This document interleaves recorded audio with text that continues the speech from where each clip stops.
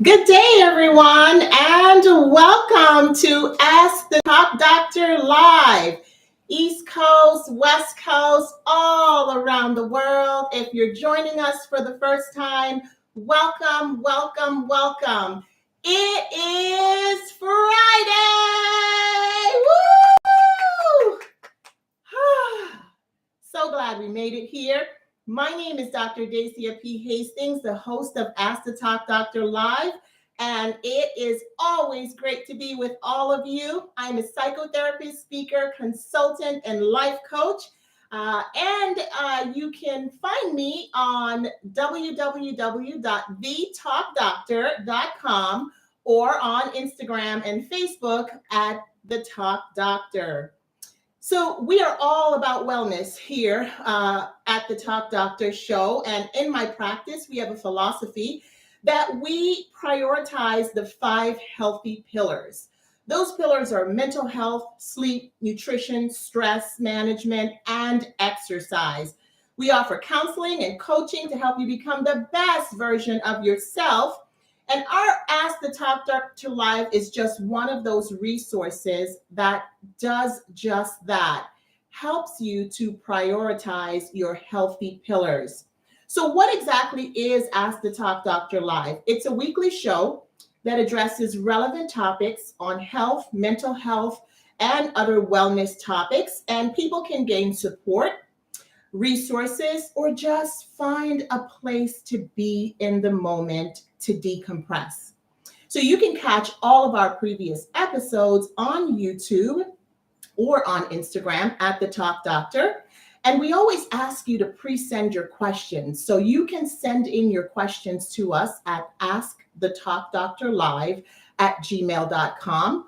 Or when you join us, just simply put your questions in the comment box if you're on Instagram or in the chat box if you are on YouTube. So let's get right into it because I am really, really excited about today's show. Today's theme is laughter, the elixir for stress. You know, we live in a very tense and stressed society today. Don't believe me? Take a look. You might have seen the latest evidence of the tension and stress that we face in society today, like the unprecedented slap heard all around the world on national TV. Will, Chris, call the Talk Doctor. We got you. Or how about the incident where the woman threw hot soup in the manager's face because she was upset? Again, tension. Or how about these 2 women during the pandemic when they thought that resources were going to run dry, so they got to fighting in aisle 10? How about these women over toilet tissue? Tension in our society today. Thoughts of uncertainty about the future has truly increased the negativity and tension in terms of our reactions. And sadly, it leads to dire consequences in terms of how we show up in life. So what is this? Is this because of the pandemic? Or is it just signs of the times that we are all struggling through to make sense of the overwhelming burdens that we all seem to carry? The world has truly turned upside down. Our reactions today seem so intense that we can't seem to find a space of calm or just let it ride. Too much is happening too fast, and our hearts and our minds are going at rapid pace, at no sign, unfortunately, of slowing down. Stress tends to build, and without a place to process our feelings or our emotions, we can either explode or implode. Unfortunately, seeing what we've seen in our society today, the many explosions, it's not good for our minds, our bodies, or even our spirits. But there is hope. There's a way for us to find space between the world, our thoughts, and our reactions, so we can achieve calm, or as some like to call it, your Zen space. That space is your coping mechanism. It serves to leave the troubles of the world behind, since our responsibilities of solving the world's trouble is not really our own. Allowing ourselves to stay within our locus of control and only control that which we can control. So today we are truly talking about laughter as an elixir to cope with stress.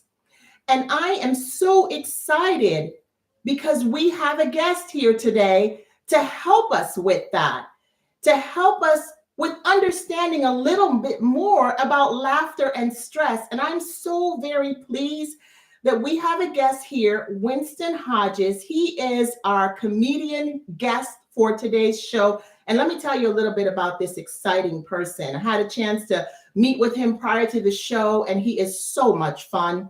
He's from Washington, D.C., go DMV, by way of Richmond, Virginia. Those of you who are local, you know the area as the DMV. He is known for his Southern charm and his edgy wit. You can get his album, Already Aware, anywhere albums are digitally sold, and his award-winning special, Grieving Productively, is now available on YouTube. So let's give a warm Talk Doctor welcome to our guest, Winston Hodges. We'll bring him on here for a moment.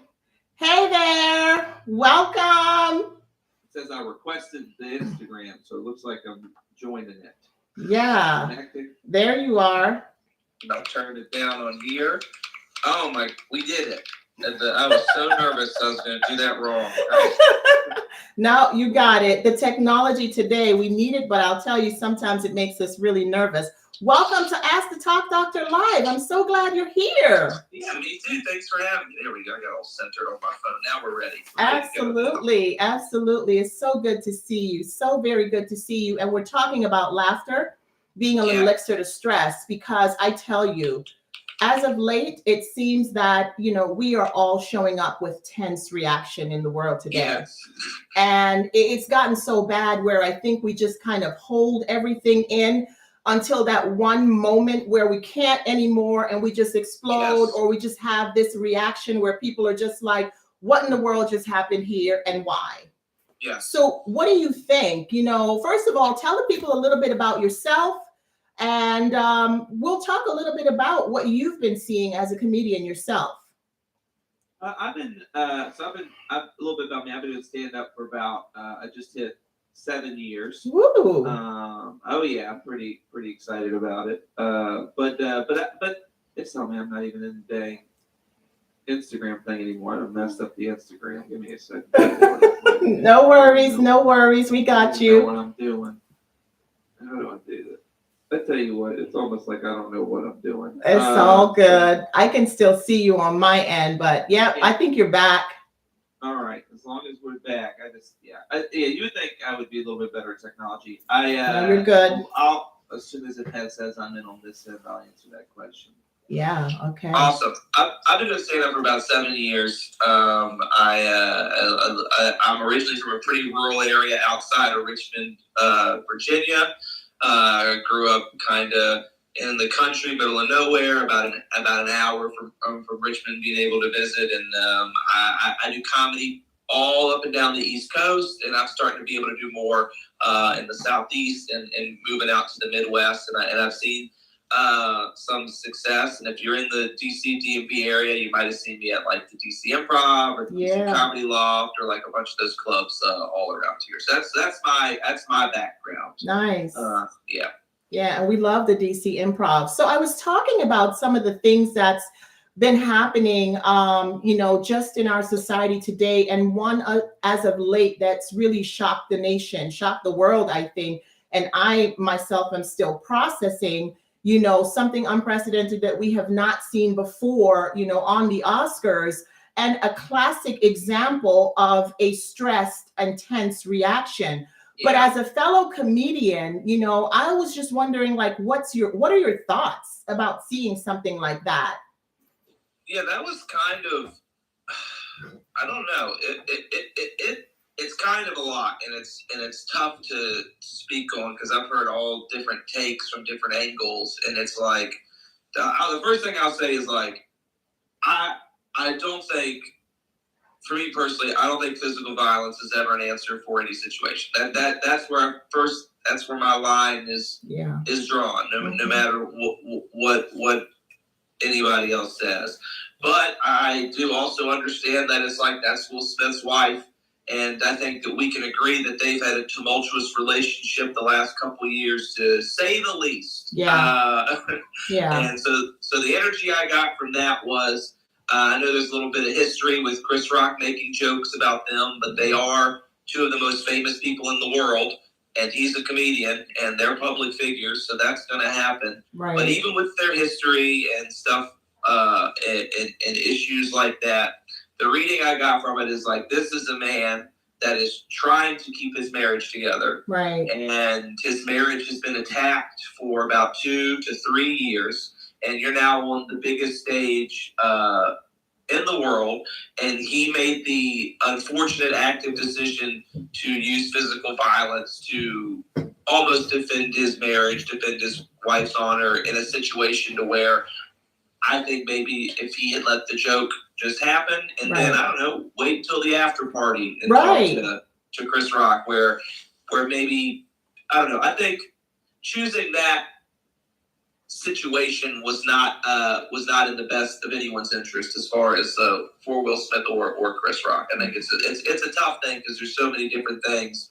So as a comedian, I want to be like a comic, be able to say or do whatever they want without fear of physical violence. Right. But also, at a certain point, it looks like Will Smith made the decision that his marriage is more important than, what he's trying to do, which if that's what he wanted to get across to his wife, and that's what he felt like he needed to do, it's unfortunate it resulted in physical violence, but he did what he thought he needed to do to make the marriage work. Yeah, I got you. And I definitely hear you, when you talk about, delaying that response or that reaction, because there's always a place to really check somebody and talk about, hey, this is not cool. Don't do this anymore. Because they are fellow comedians, they are fellow, superstars, and there's a way to really deal with this. And so a lot of people, unfortunately, are impacted by this and that's what happens at times when tense reactions occur. It's not just the people involved, but it's the fallout. It's everybody else who, definitely is impacted by it as well.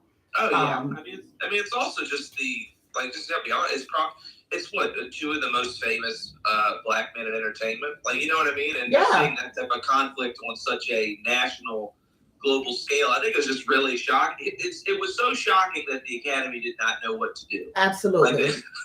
Absolutely. They had no idea. Also, I will say, it's good to know that as an actor, you can hit somebody at work and still get an award. Man, I mean, we can't even begin to touch that, because I think that the shock was still there. That, the fact that there's no time to process something on a live show in terms of what do we do with this and how do we handle this? We've got to keep going. But again, if you're joining us, we're talking about stress and laughter being an elixir. And I wholeheartedly believe that expense, because we just don't know how it's impacting that person. But as a comedian, oftentimes I've been to numerous comedy shows because I love comedy. Oftentimes, if you're in the front seat, sometimes you get picked on and kind of you're it. And as a comedian, kind of speak to that, because sometimes I honestly have hid myself. Like, I don't want to be seen at all. I just want to enjoy this show and keep it moving. But let's speak to that, because, this is kind of similar, that we just don't know what mental space that person is in, but they're it in the moment, I will say the thing that I think is interesting about that is I interact with the crowd a lot. I do a lot of crowd because I like to have a fun, intimate, personal type of show. I've been doing comedy long enough that I can tell who in the front row is okay with me talking to them and who is not. Yeah. And if anything, I feel like Chris Rock probably could have read the room a little bit better. Yeah, I agree. Yeah, I definitely agree. Especially since you said there's been history of, hey, that's not cool. Don't, right. Yeah, there's been jokes and issues for whatever, and I'm sure he's just reading a joke that someone else wrote, but I would feel like, maybe hold up on that one. But I do a lot of interacting. There's comics that can do, when a comedian is talking to the crowd and asking questions, in comedy, that's called crowd work. That's like that's the industry term for those who might not know. And there's some people who their entire style is, I'll do meaner crowd work, or I'll do more personal stuff, and that's their style. But for me personally, I don't do very mean crowd work. Like, even if someone's heckling me, I'm pretty good at diffusing it in a way that we're all having fun. I like to treat it like, even if you don't know me, when you come to see me do a show, it's like watching your best friend do comedy, where they can because here's the thing, with your good friends can tease you a little bit, but then they'll also tease themselves. And that's what I try to do, because I tell you what, people are scared of sitting in the front row of a comedy show. Yeah. They are. Yours truly. Yours truly. There's nothing funnier than being in the back of a comedy club and waiting for an audience to come in, and the first people come in, they're like, do you want to sit in the front? And then they have to look at their husband and be like, I don't think this is happening today. Yeah, I'm not going to be in. Yeah, definitely. One of my viewers wrote in and wanted you to answer this question for them. They said, has there ever been a moment where you felt a joke had gone too far, and what do you do to bring it back? So for me personally, I think what people have to remember with comedians is we're the only art form where the only way you know if it's art or not is you just have to say it to other people, right? Like, if you're an author, you can do multiple drafts, and you might have one person read it for you, and you can do that. If you're a musician, you can practice playing the guitar alone in your room to get technically proficient at music. But with stand-up comedy, it's like, I have an idea for a joke, and then I have to go to an open mic and I'll try it. And there have been times where I think every comic has done something, either their wording is wrong or they're not getting their point across, and it goes too far. And usually I'm the type of comedian where, like, if I do a joke that I think goes too far, I'll just admit in the moment, okay, you guys didn't like that. And I'm open about being like, what did you guys, I've been known to even ask the audience, what did you not like about that joke? Because I want to change it, because it's like, I don't want to change the point of the joke, but if my point's not getting across, and let's say my lily white face is doing a joke about race relations, and I say something that makes it sound like I got a little too familiar. You know what I mean? And I need to know that so that I can get a point across to other people, like, hey, this is what things should be, without offending the group of people that I'm trying to help and talk about and do stuff like that. So I'll walk it back. I'll be honest and be like, I'm sorry. I did not mean to ruin the party. Yeah, because it is a party. We came to laugh, and we are in a very tense society where it's also very sensitive these days. And with that sensitivity, I imagine it being hard to be a comedian today, because yes, there are sometimes when you have to walk that thin line, and when you really don't know if I'm crossing those boundaries. And speak to that a little bit more, because we know that all around the world, that tension not only exists as it relates to uncertainty, but it also it exists around diversity and race relations. And so what has that been like as a comedian, trying to walk that thin line, but at the same time wanting to be pure and genuine with your art form? Yeah, I will say comedy is done in two types of places, right? Like, it's done in clubs or bars where people have made the active decision to go to a comedy show. And I will say, at those, people generally are not very offended, because they've gone in there with the viewpoint of, this is a comedy show. Everything this person says is they are just joking, or they're being ironic, and we know where their heart is at. We paid money to be here. And then there's other shows that are like, hey, we're doing an open mic at this bar where no one had to pay money to be here. There's already people drinking. And I've seen more people get offended there, because they're like, I didn't choose to listen to a comedy show. There's just comedy happening at me. So I will say there are people that are more sensitive, but I will say, even with those sensitivities, it kind of just makes you change the way you write, but you can still get your point across the way you want to. And I will say, like, in my experience, most of the shows where I'm seeing people get offended is more at a show where they haven't made the decision to go to a comedy club. Very rarely have I seen someone in a comedy club get so angry at a joke that there's an issue. And generally it's because that person is intoxicated, or they're not paying attention, or they're kind of heckling, and then now the comedian is kind of attacking them because they're ruining the show for everybody else. Got you. That's a very interesting and very good point. I wonder, which comedians or comedian do you consider your role model? So as you were thinking about getting started, was there somebody you particularly admired, and why?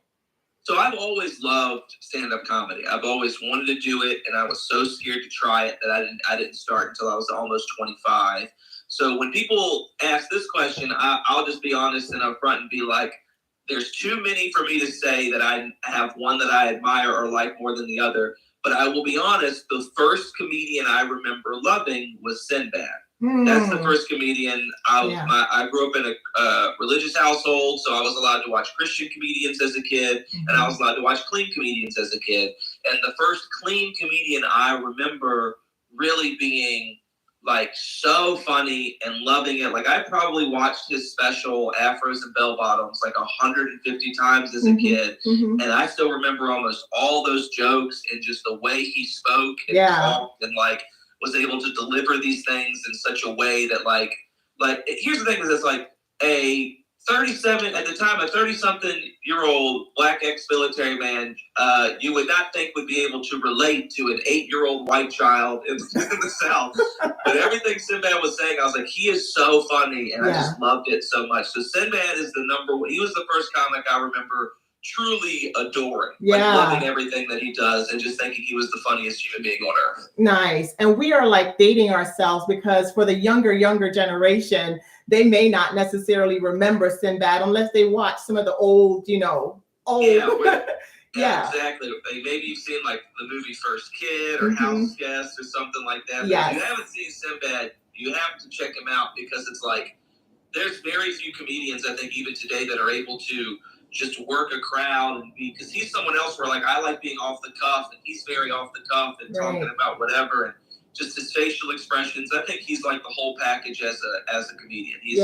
I saw him live once with my family when I was like 15 or 16, and it is some of the hardest I've ever laughed at a comedy show. It was unbelievable. Wonderful. Speaking of laughter, what do you find most resonates with people today? Like, in terms of your own comedy. I know I had an opportunity to just dialogue with you, and you just kind of made me laugh just by some of the comments that you may be serious about. Like, I'm laughing, and that could just be because I like to laugh. I have a sister that, even when the joke is not funny, you have to laugh just because she makes it funny just by her laughter. And I love that so much, because it keeps her spirit light. So what about you? Like, what resonates with you in terms of the kind of jokes you tell, and maybe something you want to share, one of the best moments in time for you? Yeah, I really like talking about my life, and I like talking about where I like talking about growing up in a pretty Christian conservative household, but then going to college and starting comedy and having that Christian conservative background, but being able to add more liberal and left-wing views to that. Like, I think I have a pretty unique perspective when it comes to a lot of different things. And so I like talking about those, or like, I really enjoy one of my best friends in the whole world is the comedian Chris Allen, who I do a podcast with called Host Battle. And he is in his 40s, black, married, with a child, ex-military, just like he's from upstate New York. And I, with him and our friendship, the way he and I are candidly able to talk about race and sexuality and stuff like that, is that those are the things that I think are the most fun to talk about. And like, I can say, as a white comedian, there is literally no better feeling than being able to take a topic that people are probably tired of hearing about people that look like me talk about, and finding a way to make it funny and relate and like have that. Because I think the thing is, like, we always assume that other people might not understand our struggles. Right. And I really like showing people that are from a different group than I, or like a different community that like I'm trying to understand. Yes. And like, and that moment of like, oh, this guy kind of gets it. And I feel like that's such a unifying factor in comedy that it's one of my favorite things in the world to talk about. So. Right. I like that answer. And certainly comedy has helped a lot of comedians process their pain. A lot of comedians have come out with their own personal struggles and stories and use comedy to certainly process it. And as a clinician, I see that to be, such a creative and unique way of, not holding it in, but finding a way to process it yourself, but at the same time, give other people the support and the permission to talk about or even laugh at themselves. Because I think that that's so important. That, if you can't laugh at yourself, there's something wrong here. There's something really wrong.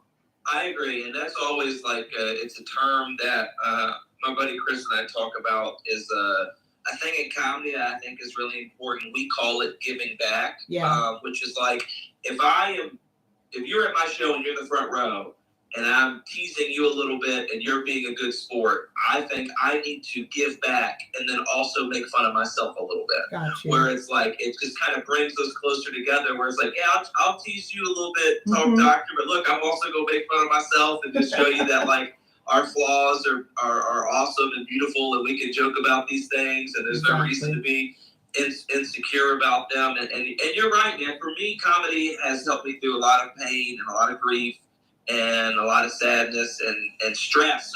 So when my father passed away, I was so stressed out. He passed away, and I know you and I talked a little bit about both of us having gone through tough situations and losses. And one thing is like they'll tell you grief, hits in waves, and you can't control how it feels. And my grief, really, I was so stressed out because I was like, is comedy what I'm supposed to be doing? Should I be doing this? Should I be more present with my family and not follow this dream as much? And really going out and making jokes about this situation. And like my Grieving Productively specials are like 50 minutes of jokes about my father's passing. And being able to make jokes about that and have people... The day my father passed away, I went out to a show and I did 10 minutes of jokes talking about how frustrated and angry about the situation I was, but trying to be funny. And before that set, I didn't know if I was going to keep doing comedy. But afterwards, a guy came up to me and said, "Hey, I lost my dad a year ago, and you're the first comedian that I've heard talk about that stuff." Yeah. And he said it made him feel not alone. Yeah. And that was the first time where I was like, yep, I'm never going to stop doing comedy. Making people feel seen and heard, I think, is very important.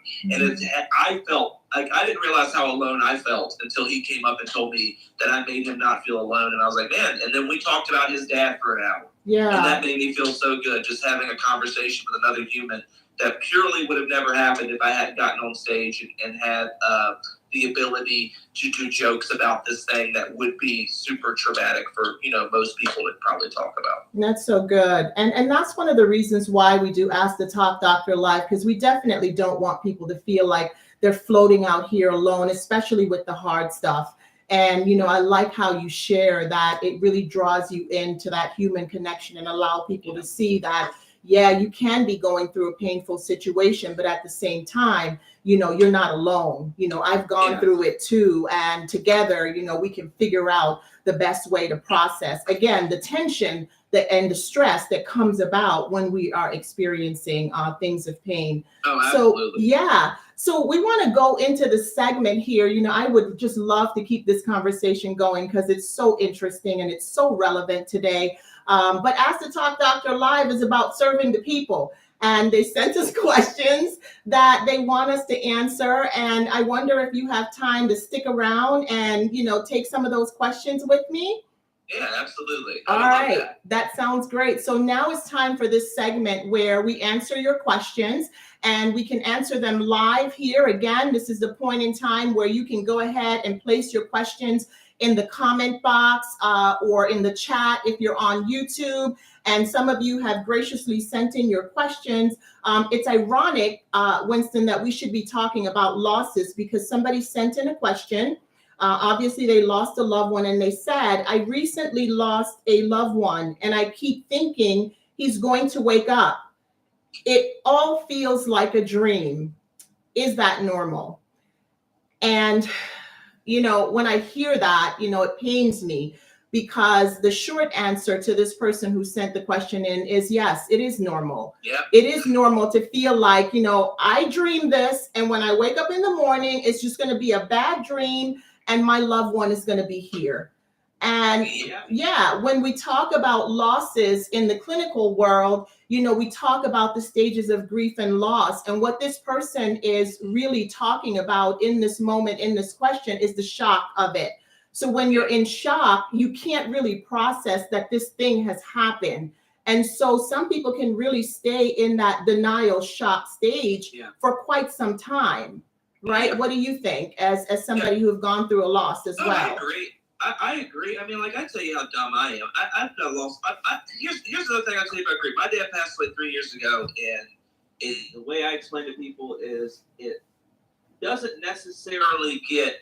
You're not going to go back to normal, but you're going to get a new normal. Yes. So when you get to that new normal, and I tell you what, my dad passed away the way I explained it. Yesterday I was leaving the comedy show, 3 years ago, and yesterday I was leaving a comedy show, and I got an update on my phone about and my dad went to tech, I went to tech as well. And literally, I had the thought for half a second. I was like, man, I haven't talked to my dad in a while. Yeah. And I was like, I relate. Yes. You're like, and then your mind literally goes, yeah, you haven't talked to him in a while because he's passed on. Yes. He's moved on. Right. But it's going to happen. That's normal. You're not alone at all. Absolutely. And you're in shock. And to me, a lot of my shock came from when you lose someone like that. The shocking part is your world has stopped and everybody else's is still going on. Oh yeah. So it's the type of thing of where you're like, well, if everything's normal, then I guess this other thing is not normal. It's weird. So that is a perfectly normal thing. And I will say that the only thing that really, comedy was number one for me. And number two was I was seeing a therapist. And I think everyone should be in therapy. I do. Go therapist! Everyone should be in it. It helps a lot, no matter what you're dealing with. I was dealing with some other personal issues. I got into therapy, and then 2 weeks later, my dad was diagnosed with pancreatic cancer, and I don't know what I would have. I don't know what would have happened if I had not already been kind of seeing somebody. But they helped me to process my feelings and understand that things are going to be okay, but different, and you can, make that person proud and still uphold their legacy. And the fact that you are.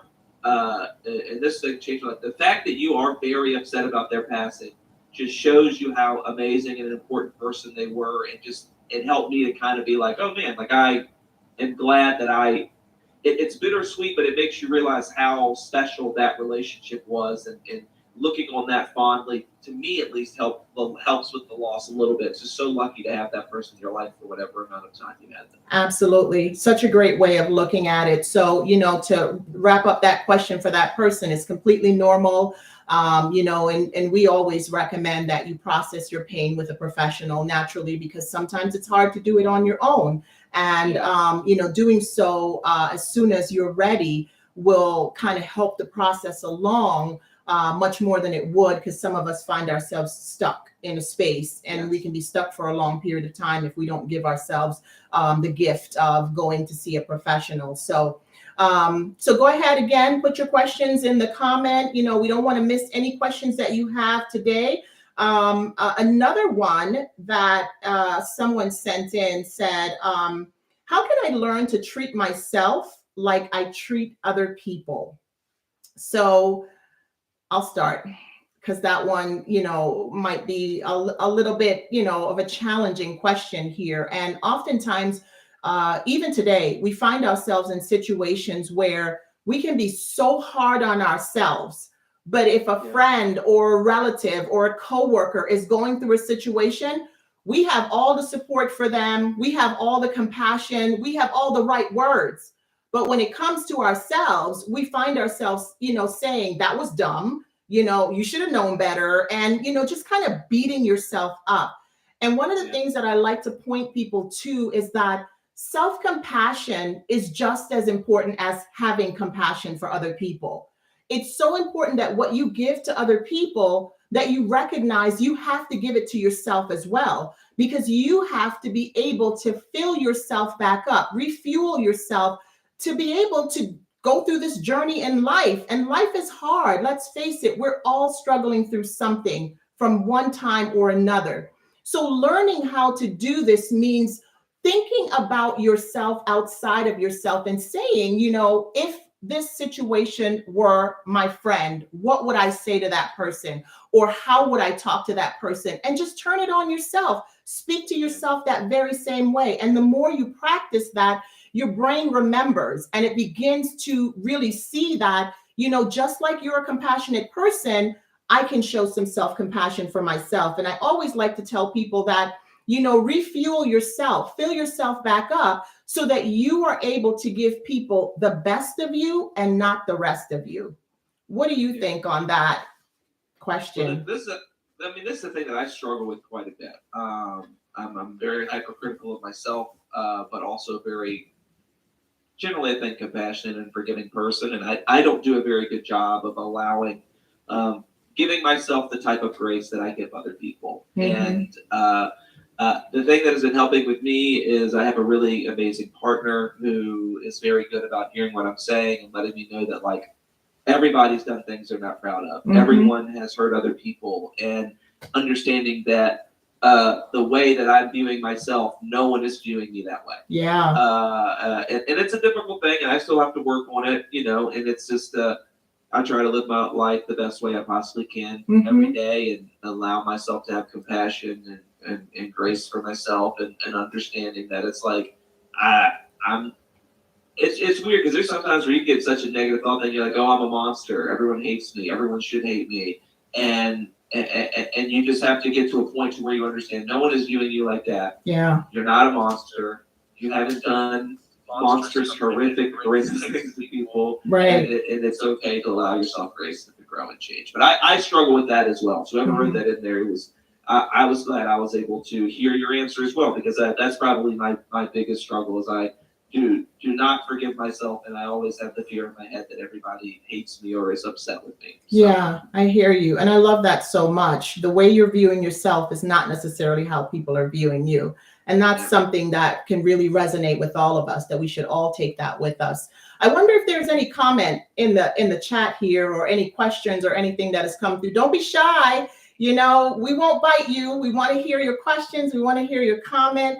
So I'm going to go ahead, keeping in tune with the time here, and we don't want to go over because we do know that we just want to be respectful of your time. You know, just to break things up a little bit, like, okay, what would you, if I were sitting in the front seat and I'm ready for you to joke on me or whatever the case may be, what would be some of the things that you might say to me sitting in the front seat if I walked in? That would depend on how big and strong the man sitting next to you. I would take Star with me. I would come with Star. So I would come with Star. You come with bring your producer. I would come with my producer, Star. I'll be honest. Jude, the way that I like to work that I think is fun is I don't generally pick on women in the front of the show. Nice. Because I have found out that if I pick on the men and I tease them a little bit, they're good sports, and I'm not gonna lie. I've noticed that if you start doing that, some of the audience members get a little jealous and they want you to talk to them too. So if I start with someone they don't think I'm going to talk to, you'd be like, hey, why isn't he talking to me? Good strategy. Good strategy. I like that. Yeah, I definitely like that. Good strategy. Absolutely. And I like what you said. You know, I know who to choose, because I want to walk out of here tonight. Oh yeah, it's people's body language. You walk in, you see people with their arms crossed like this in the front, and I'm like, I'm about to tell you, uncross your arms, because I don't know a lot, but I know that is some poor body language. Yeah, don't mess with that one over there. Yeah. All right. So I think we got a question from the audience. Let's hear it, Star. Yep. This question is for Winston. Can you make fun of someone with a disability, or someone that has something about them that they can't change? All right. So I'm going to repeat the question. Can you make fun of someone with a disability or someone who has something about themselves that obviously they can't change? In a Great respectful question. way. In a respectful way. Great question. I think the key to that is respectful, right? Like I think there's a way to, because then you cross the line of like, here's what a good question, because I just had a show. Today's Friday. I had a show Wednesday night where we're doing a show at an apartment complex. It's a high-end apartment complex in DC. There's 70 people at the show, and there was a gentleman in a wheelchair. And he had asked the person putting on the show, hey, don't go easy on me. I want to be made fun of. I want to be a part of the show. Nice. But none of the comedians really did it. Like a couple people did. Yeah. And then I went up and I made sure that I viewed it as like, I feel like if I'm not treating you differently and I'm not singling you out and I'm not saying something, it just has to be funnier than it is mean. Yeah. That's the key. And it's not like I'm just up. Like, I don't think you can get on stage and just make fun of people with disabilities over and over and over again. Right. But if someone you can tell is confident and they got a lot going on for them, and you ask them a question about their disability, and you can kind of tell that they're okay, joke. You know what I mean? Yes, they do. Like they're very strong with like you could tell who has a strong will and can handle that type of thing, or like you can. But with the letter going on, I believe this person's probably asked this question because I believe like Jada Pinkett Smith has an autoimmune disorder. Yes. And that's what she's saying with her alopecia. Yes. And that's tough because I feel like when you're dealing with celebrities, it's different because I feel like it's like, I know they're human beings and different, but it's also the type of thing where it's like, they're worth hundreds of millions of dollars. I think as long as you're trying to be respectful and the joke's not coming from a bad place, you should be able to make that joke. Yeah. But it's also the type of thing of where it's like, hey, if you're insecure, self-conscious about your disability or what you have going on with you, there probably is no way for me to make a joke about it in a way that you would deem as respectful, because I think different people have different levels of respect. That's right.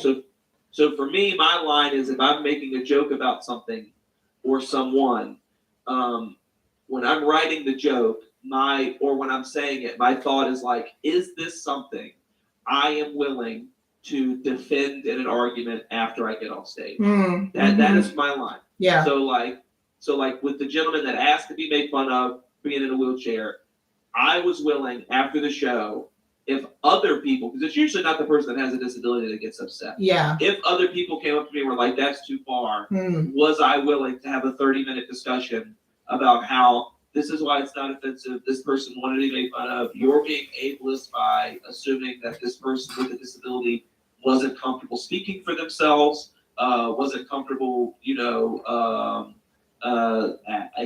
asking for their needs and what they want and stuff like this. So I think that it is possible. I like to think that I've done a few jokes that are respectful, but are right on the line of teetering.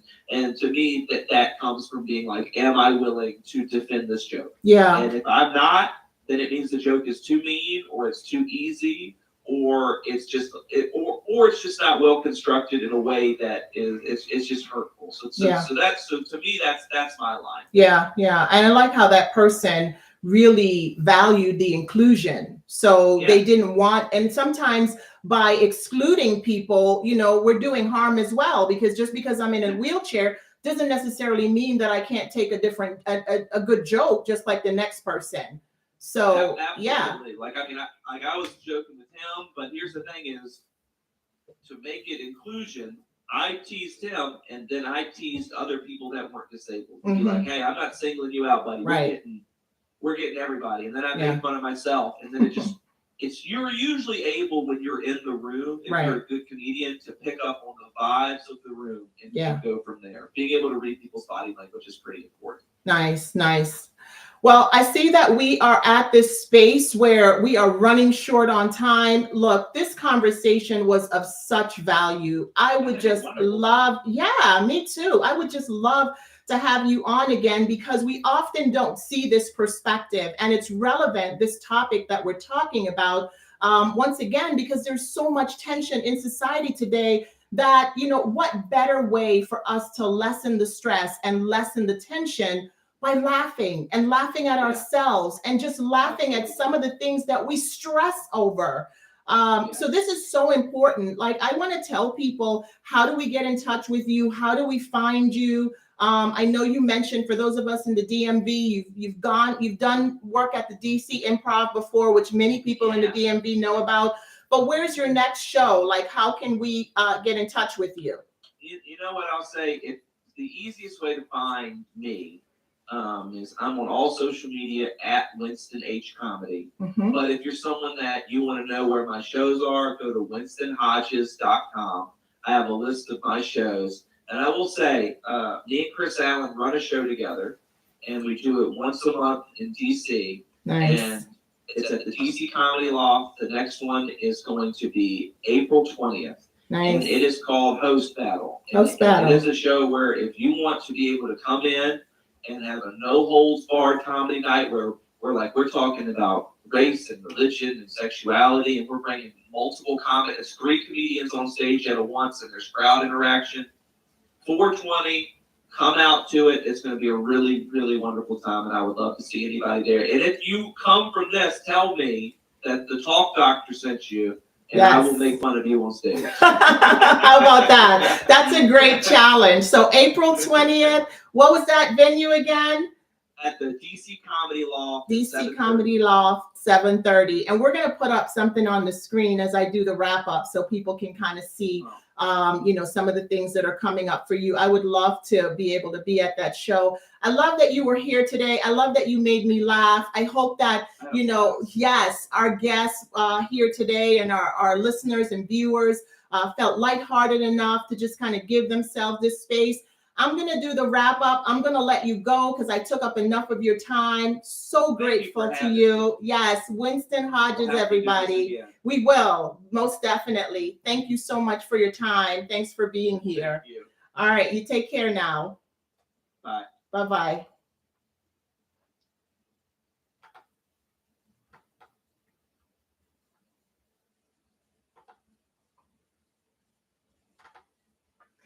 All right, everybody here. So we're going to go ahead and do the wrap up here. Thank you guys for being here. Thank you guys for taking the time, to come on the show, be here with us today.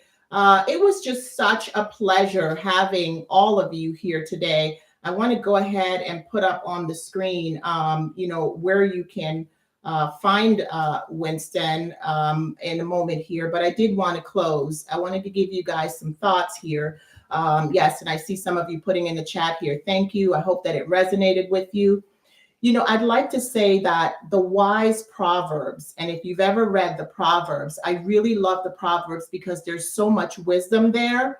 And a lot of great quotes that you read today have come out of the Proverbs. So Proverbs 14:13 says, reminds us that even in laughter, the heart may ache, and rejoicing may end grief. This is so important, and I love this so much because when we think about the value of laughter, there is tremendous benefits. One of the places where I love to find a lot of topical information is through the Mayo Clinic. And they talk largely about the research they've done in the benefits of laughter. And so some of those things that you can find beneficial from laughing is that laughter exercises and releases oxygen to your vital organs. So those of you who don't like to exercise, did you actually know that laughter is also a form of exercise, especially that gut-wrenching laughter? There's even research to support how laughter can help you manage weight as well. And I love that so much. So it releases endorphins that we get just from exercising. Even a good hearty laughter is going to really cause us to have better bodily responses, increasing your heart rate. Again, listen, if you exercise, you know that that's what exercise is doing for you. But laughter also helps to increase the heart rate and decrease blood pressure. Again, a wonderful effect of laughter.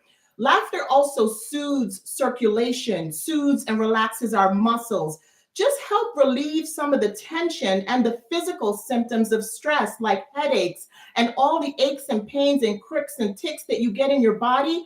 Try laughing. It's so beneficial. It improves your immune system. It relieves the pain. It increases life's personal satisfaction, and it improves your mood so you don't walk around being Mr. and Miss Grumpy Pants. Look, we have so many things in this life today to struggle with that if we allow ourselves just a little bit of laughter, it goes a long way.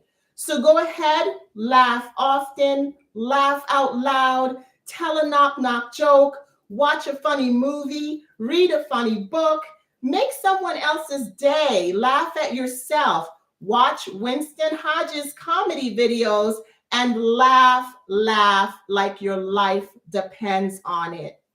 Well, we are actually out of time here today. I am so glad you took the opportunity to be here. I'm putting up on the screen now all of his wonderful upcoming shows. He talked to us about April 20th, if you're in the DMV area, and you can check it out on his website at winstonhodges.com to see some of the things that are coming up.